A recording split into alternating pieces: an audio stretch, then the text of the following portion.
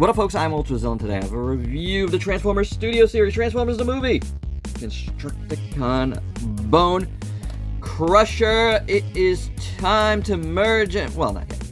It's not time to yet enter merge it form Devastator quite yet. But we do have the second piece to the puzzle, and it is the deluxe sized Bonecrusher.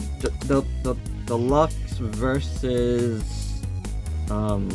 Voyager Howl. We're gonna find out. Maybe it's the amount of steps. I've said this before, but they kind of factor that in there now.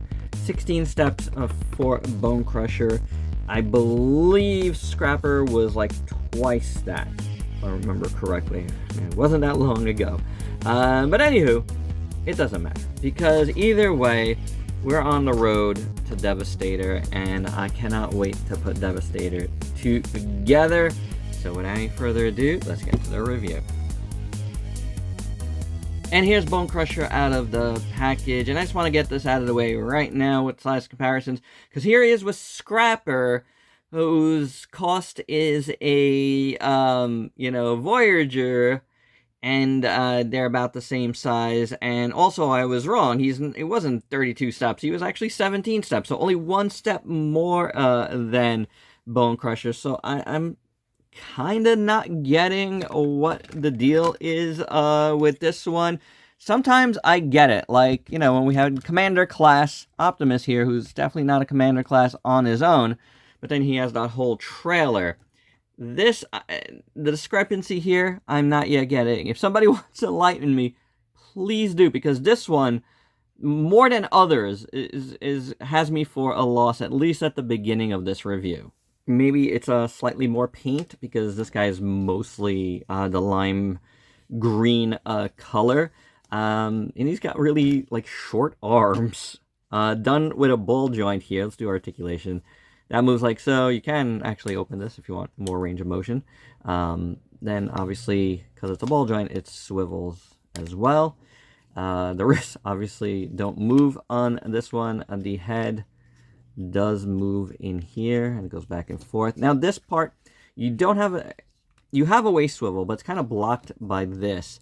So you do have to kind of disengage this a little bit to get that waist swivel. But you can do it, and then, you kind of can fake it for, photography and stuff. So there is a waist swivel. It's just a little bit, trapped. Then the legs, you can get a full split on those big old ball joints, which is cool. Go back, go forth, swivel at the thigh.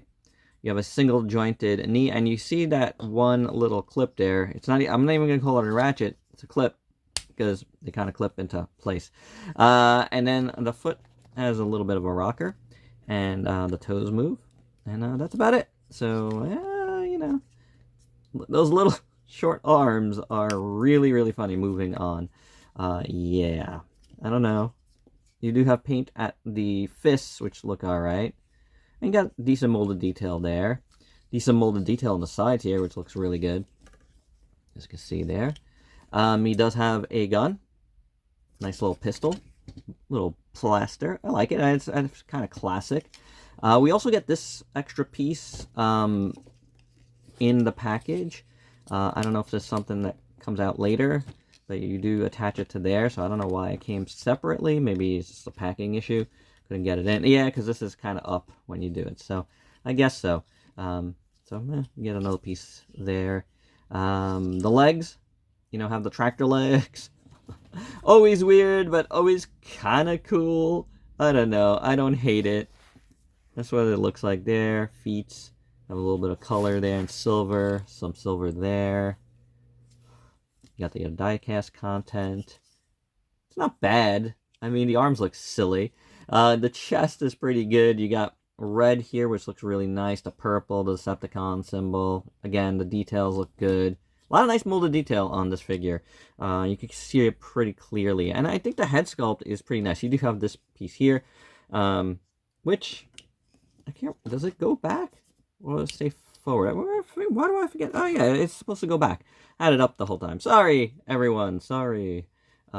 He's still taller than Scrapper head to head. But yeah, this is supposed to go back. I don't know why, but I don't know, I kind of like that too. But there we have it. For those that were screaming at the beginning of the review. Head sculpt is really, really nice. Just like Scrapper, I feel like they've nailed these head sculpts, and they look really good. The eyes look good. You know, you got the black underneath it, which is a little choppy on mine, but it's not terrible. It's like hard to see, and I'm zoomed in. Never noticed that with the naked eye. But yeah, it's pretty decent. I mean, proportions are a little odd because of those arms, but I'd say this is a pretty decent Bonecrusher. I don't know. I kind of dig it. And since we already did size comparison, there's only one thing left to do, and that's transform and roll out.